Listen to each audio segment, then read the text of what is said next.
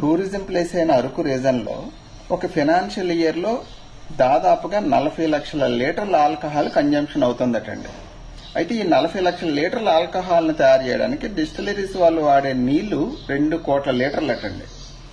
ఈ 2 కోట్ల లీటర్లతో దాదాపుగా 500 ఎకరాల్లో 1600 టన్నుల రైస్ని మనం పండించవచ్చట.